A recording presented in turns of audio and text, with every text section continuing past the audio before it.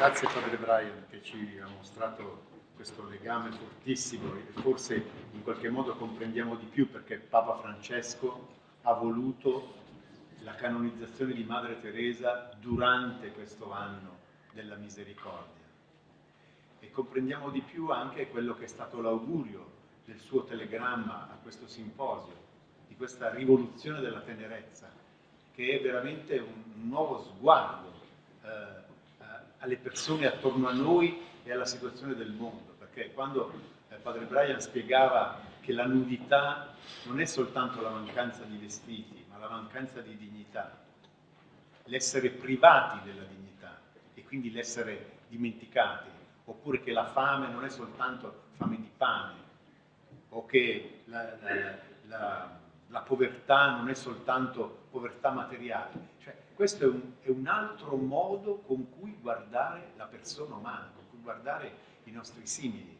Questo è veramente una rivoluzione della tenerezza, perché in questo modo noi scopriamo che Cristo ci chiama a portare la sua sovrabbondante amicizia e amore appunto a un mondo che è nudo, affamato, in povertà, anche se magari qualche volta non lo sa nemmeno. E Dio ama il mondo, ormai Dio può comunicarsi al mondo attraverso di noi, attraverso le nostre mani, che sono le sue mani, e così via. Grazie. E il nuovo capitolo di questo simposio invece è vedere il peso che ha avuto la testimonianza di Madre Teresa nell'Asia e nel mondo. E chiediamo anzitutto al cardinal Oswald Gracias, che è l'arcivescovo di Mumbai, quindi di una forse della più importante città dell'India, perlomeno della capitale, diciamo così, culturale ed economica dell'India. Chiediamo a lui appunto il significato della testimonianza di Madre Teresa in questo grande paese e anche magari in Asia. Grazie. Your Eminence, Cardinal Filoni, Sister Preva, Father Brian, Father Berta, the coordinator of this program, and friends of Mother Teresa. After the very profound analysis, theological analysis by Cardinal Filoni, Sister Prema's speaking of the person of Mother Teresa from the working with her, and Father Brian's analysis of her spirituality, I'd like to share with you a few thoughts which strike me from my many meetings with Mother Teresa and also reading about her. And I was thinking that as we meet this afternoon over here, one person is missing, or perhaps she is with us. That's Mother Teresa herself. I think that if she was over here and she would hear all that we are saying, she would smile and say, no, that's not me. You have not understood. So they did it. Jesus did it, not me. I am just a pen in Jesus' hands, she would say. I am the ballpoint. I've done nothing. And then she would say, now stop discussing about me, go and do something for the poor. My impression about Mother Teresa, I met her, I was a secretary of the bishop at the time, and I met her often, quite often, because she would always come to see Cardinal Pimenta for different meetings and at other meetings of the conference. Was of a person who was courageous, prayerful, faith-filled, and so on. She was surely a saint for all of us in India. On Sunday, the church will formally recognize her as a saint. And I heard many of my Hindu and Muslim friends, particularly Hindu friends, telling me, but why do you want to have all this investigation? She is a saint already for all of us. Do you have to go through all this process, this tortuous process that Father Brian went through? She was a person, I thought, very courageous. To think of a person who left the security of her home to go first to England to study the language, and then come to India in Calcutta. And she never again went back and met her people. Courageous person who wanted to give everything for the mission that she saw. I thought her greater courage was when she heard the call, within the call, on that train journey, and decided that she would leave the Loreto convent and start her own institute for the poor. And surely, we don't know that, but there was opposition from probably her own local superiors, the provincials, canon law, the church. You can't suddenly leave a congregation and think of starting a new congregation. It's very difficult. But she was convinced. I think this was because of her, she was a courageous woman by nature. Also because of a deep love for the church and a deep love for God. I was saying she was courageous. I remember years ago when there was a law on abortion being passed in India. It was being liberalized a little. It's still restricted, but it's allowed. Mother Teresa wrote to the Prime Minister, Mr. Prime Minister, you're not going to live forever. One day you're going to die, and you've got to face God. And what will you answer God when He asks you, how did you allow this law to be passed? And she published this letter in the papers. That was her courage. She went to America for the prayer breakfast, and there too, as you know, there were many legislators who were for choice, for abortion.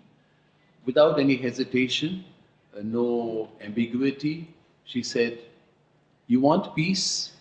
Please stop abortion.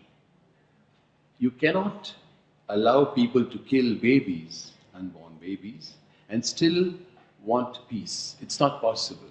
That's the solution. That's what you need. And Hillary Clinton, one of our presidential candidates, was present over there, and many, many other important people. But she was a person who did not hesitate to say what she really felt.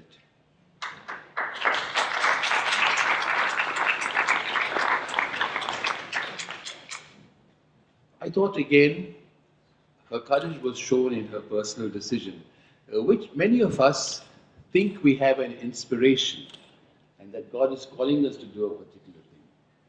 But I thought it was because of her deep prayer life, for which she valued so very much, that she was able to see that God wanted her to get away from the teaching ministry into a ministry for the poorest of the poor. The call came to know, all of us have read so often, on a train journey from Calcutta to Darjeeling, from Darjeeling to Calcutta, and then she saw the poverty, and she felt that she's got to give up what she's doing and just concentrate on that. And she insisted on this afterwards over and over again, going to her own superiors, the bishop, church authorities over here in Rome, that this was the call that she had. I'm convinced that she was able to insist with such courage and conviction because of her deep prayer life. Her deep prayer life through which she analyzed all these inspirations and felt the presence of Jesus and God talking to her. She insisted on prayer for her sisters. Sister Prema just told us about the timetable. And we know how strict all the superiors are. All other work is to be set aside. You need this strength of prayer in your life. Mother was a person of deep faith. I met her often. I was not a bishop, I was a priest, chancellor, secretary, bishop. I was ordained bishop the same week that she died. So I was born as a bishop and she went up. She was born in heaven. But then I met her often and she would tell me many instances about different things. She had total trust in God. One day she shared this incident with me, which probably is known.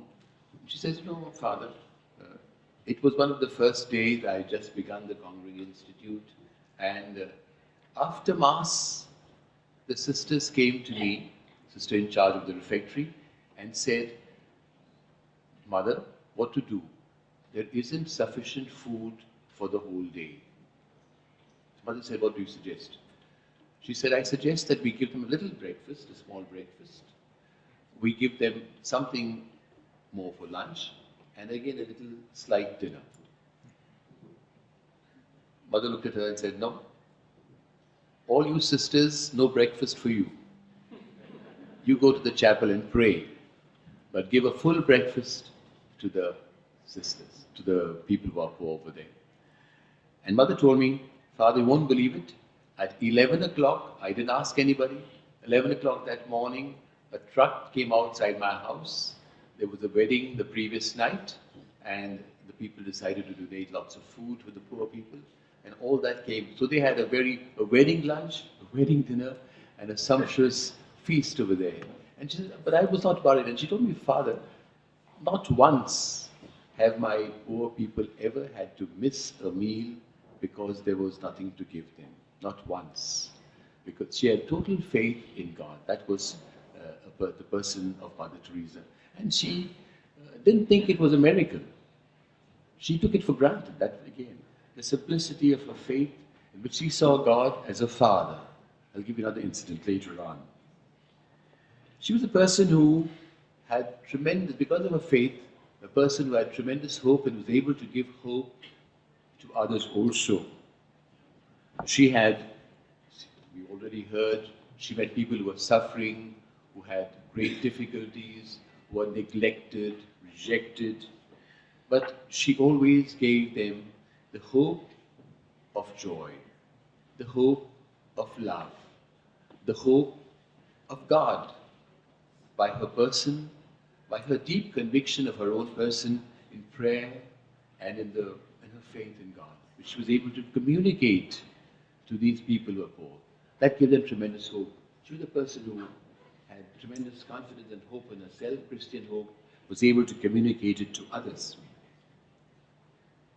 I need hardly speak about her love.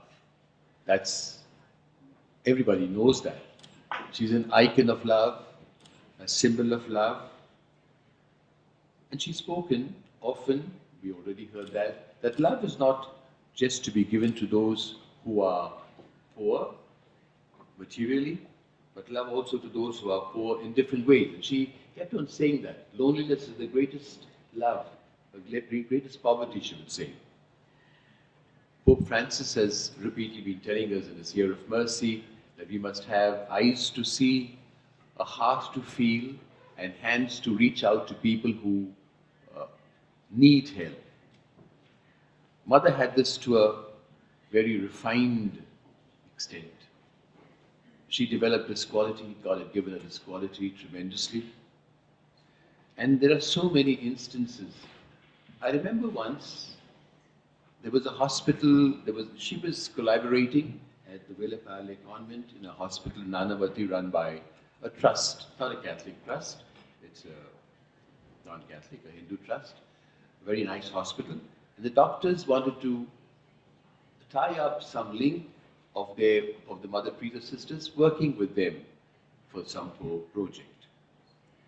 And she drove straight, they picked her up from the airport, took her straight to the hospital, and over there she had to, before she began speaking and discussing, they had a tea party for her, high tea for her, sandwiches, coffee, cake, etc., biscuits. And Mother was going around meeting the doctors, but she wasn't very comfortable, they noticed. And suddenly in the middle of the conversation, she said, excuse me, she picked up a plate, she put a lot of sandwiches in that plate, a few pieces of cake, and she left the room. Outside the hospital, there were a few beggars, poor people, sitting on the footpath, asking for alms. She went over there and she gave them the sandwiches and the cake. Many people had passed that side. Very few had noticed that these people were there. Hardly anybody felt for them, but her mind was on them. I'm told by people who've traveled with her in the plane that she often, if she's traveling in the Indian Airlines plane, she would often keep her tray of food which was served, and then suddenly in the middle get up and said, would any of you want to give your trays to my poor people? And they said, one, two. And there were many occasions when everybody gave all their trays to her. And when she landed at wherever she was going, she would get off the plane and first distribute all these trays to the poor beggars sitting outside the airport. That was Mother Teresa's person. It came naturally to her. She could not eat without thinking of others. And she gave this, by this example, she also was infecting others with this heart for the poor. Mother was very devoted to the Eucharist.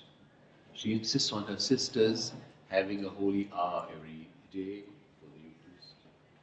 Sister Prema has already told us about the incident where she's insisted with governments that if they allow sisters, they've got to allow a priest to be able to say Mass, give them confession, have the Eucharist. The Eucharist, she was a Eucharistic person. Outside, in every chapel of her convent, she puts a note over there, or she put a note over there. Priest of God, celebrate this Mass as if it were your first Mass, your last Mass, your only Mass. And she often would say that she could never understand how people could receive Holy Communion irreverently. For her, the Eucharist was everything, the center of her life, the source of her strength, and also gave her meaning for love, sacrifice, peace, unity, the presence of Jesus. She was a very simple person. If I would met her, and you would never think that this is Mother Teresa, whom we are all talking about. She was so simple, walked alone for meetings, and would come for some functions. Simple in her dress, simple in the way she food, her attitudes. I remember her, she was somebody who had the simple faith and will always show the simplicity also in the way she would talk. She would never ask for any preferences. I've seen her standing in queues sometimes, and until somebody recognized, and then she would protest and say, no, I can't get out of this queue at the airport, railway station, wherever. She would always, had a simple faith shown in the way she behaved. Remember once she was going to meet the President of the United States, and she went through Bombay. This was told to me by the airport people. She was invited, I think, by President Clinton. And the ones who were helping her, facilitating her visit, her plane trip, told her, Mother, you're going to meet the President of the United States. It's going to be cold over there. They said, I go in a sweater or a shawl. Mother, did you notice there's a hole on your sweater by the side? I said, well, really, there is a hole? I mean, you noticed it? She said, yes, and she said, I know that. But it doesn't matter. She said, if President Clinton also notices it, he'll give me a new sweater, which I can then give to my poor people. That's what she said. The heart was always for others. We spoke about simplicity. Cardinal Filoni spoke of a miracle of hers. And I want to share with you another miracle of hers, of his predecessor, Cardinal Ivan Dias, Prefect of Propaganda. He was sent by Pope John Paul II as nuncio to Albania, the first nuncio to Albania after it was open. It was an atheistic country, and then now they allowed the church to come in. And he didn't have a nunciature. His mother's from Albania, so he took, Mrs. Ban invited her there, he hosted her, and then he told Mother, I think that's a good place for the nunciature. It was an embassy of another country, I won't say which country. And then she said, you really want it? So and she said, let's walk around it. She walked around it, and she took a medal from her bag. She kissed the medal, and she put the medal in the sand outside the embassy. Cardinal Ivan told me that 6 months later, they were there in that place. They decided to sell that place, and the Vatican bought it, and that was the nunciature. So again, once again, her simple faith, but shows again how a person of great simplicity, but also great faith, and this is told by Ivan himself. She was a person, again, I would say, of deep humility. Humility is the test of sanctity, and she was a person who was totally humble. I mean, you met her, she was humility itself. She had no airs about her at all. I don't think she knew people, but she knew people were talking about her, that she was famous, and she was very famous. I remember one of the synods, I was the last, I was a young priest, and I was the last over there, and she was the first among the religious, right? And as soon as we were finishing, all the cameras would all of a sudden focus on her. She was so much appreciated, but she was totally unaffected, did not go to her head at all, did not make a difference at all to her. Totally self-effacing, a person who, when they said when she went for conferences, etc., she would sit at the back. Remember one of the synods, again, the same synod, that was 1980, she was sitting over there, during a coffee break, she would simply have water. She would not even go down for coffee or sandwiches, so the simplicity. And again, what struck me, I remember once there was a conference over here in Rome, and she was addressing the conference, and the question was asked by somebody in the audience. Mother, this was 25, 30 years back, and she was not that strong financially, I think. Said, Mother, you have got so many houses and so many poor people. Now, what are your principles of finances? What's your financial management process? Seemed a very clever question and sensible question. But Mother stood up in a simple, inimitable way. She says, Sir, I have not studied economics.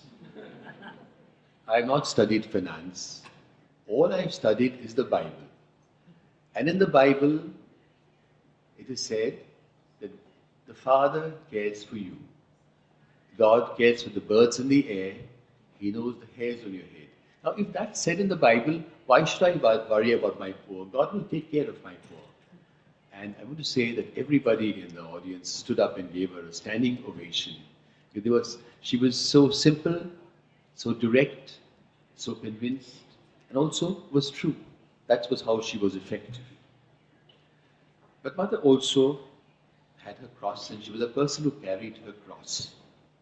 Misunderstood. Some criticized her because they said, you must teach them to fish. Why are you giving them fish? He said, why do you want to take money from everybody? Check where you get the money from. Why do you? The other said, you are doing all this to convert them into Christians. And she was hurt a bit by all this. But she did not stop her work, didn't slow her down at all.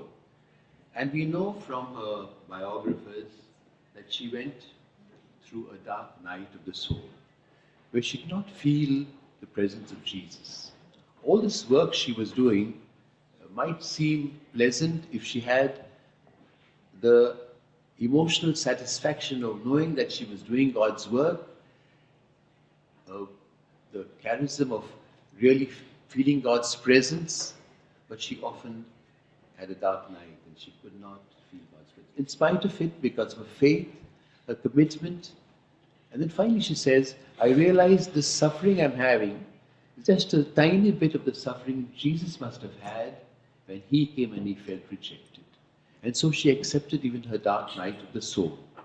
She had her cross, which she carried joyfully, because she was always smiling. She was never seen, I not seen her ever seeming sad.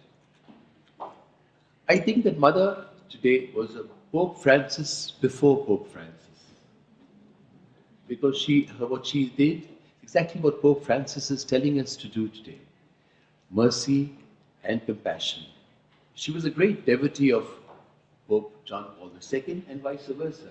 Close to Pope John Paul II, St. John Paul II, and St. John Paul II admired her a great deal.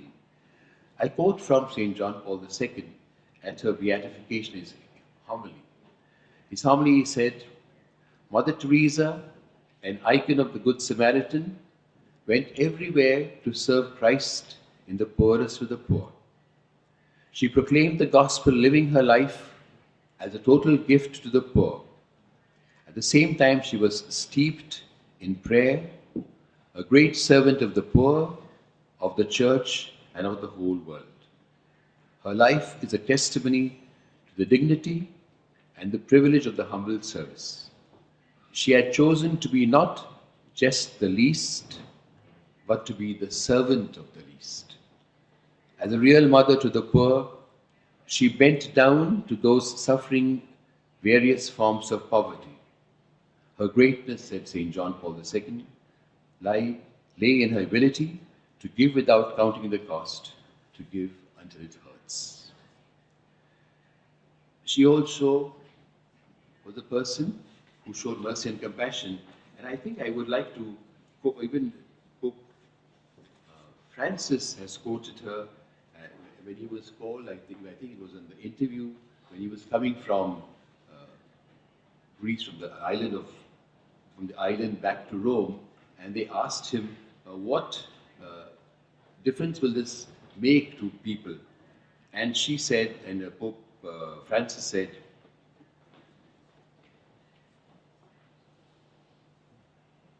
that I will plagiarize, I think it's what he said. I'm going to plagiarize. I'll answer with the phrase that is not mine. The same question was asked of Mother Teresa. All this effort, all this work, only to help people to die, what you are doing is useless. The sea is so great. And the Pope said, Pope Francis, Mother Teresa answered, it is a drop of water in the sea. But after this drop of water, the sea will not be the same. And so he says, I've brought 12 people from that island, but it will have made a change. Mother Teresa, as Father Brian said, it's like it's a year of mercy, and her canonization is like a high point in the whole program for the year of mercy. She's an icon of mercy and compassion, somebody we have met, many have met, have touched, have felt, and have seen, and we would like to imitate her. She was an Indian at heart, born in Albania, an Indian at heart. And she had a great influence on India. I was reading the newspapers these last few days in India, and they're lots about Mother Teresa. People are in the city of Mumbai, where I come from, they've said, people have been interviewed and they've said, we're going to buy a new TV to watch the program. We're going to spend the whole evening with the family. The doctor has said, I'm going to have a free medical camp in honor of Mother Teresa on the day of the canonization. Parishes are organizing many programs of mercy. Dioceses are organizing programs of mercy. I would read to you lots of poetry written by different people, provincials, religious superiors, fathers, about her. Shows how much she has inspired people. But the Teresa in India is somebody who is not just, I said she was an Indian, she belongs to every community, not just to us Catholics. Hindus, Muslims, Jews, everybody has a great appreciation for her person, her life, and her work. The government of India is sending an official delegation. Just a few hours ago, the head of the delegation, the minister, telephoned me about the program, and I could make out from her voice that she was quite excited about coming to the canonization. I remember one incident when one time there was a politician, about 6 months ago or so, who criticized her. And then the TV, of course, wants to capitalize on it. So they decided to have a program on her. And they asked me, the channel was from Delhi, but they asked me in Mumbai, to stand by, so I was linked up with them, to answer the criticisms of Mother Teresa. It's not difficult to answer the criticisms of Mother Teresa. So I willingly accepted. So I was sitting over there, they made a ready-made studio in my own office, And there were about 15 interventions. They said, now it's open, the line's open. All those who want to speak about Mother Teresa can speak. I want to share with you, there were about 15 interventions or so. There wasn't a single intervention, not one, which criticized her. So I had to do nothing that whole hour. All I had to say, I agree. There wasn't a single person that showed, and they were all not Catholic. I think only one was a Catholic, all the others were non-Christians who spoke. Shows how much of a universal appreciation she has over there from the people. Mother Teresa has received many, many awards from the Indian government, from other governments all over the world, United States, Britain, Australia, and the Nobel Peace Prize. There's no point in listing all that. India appreciated her, the world appreciated her. And so, to conclude, I would come back to what I said at the beginning. What would Mother Teresa say if she was here this afternoon? I think she would say the same thing. She would say, there are so many poor people. Please go out and help them. Do something to light a candle in their lives, to give them hope, to give them love, to give them faith. Thank you very much. God bless you.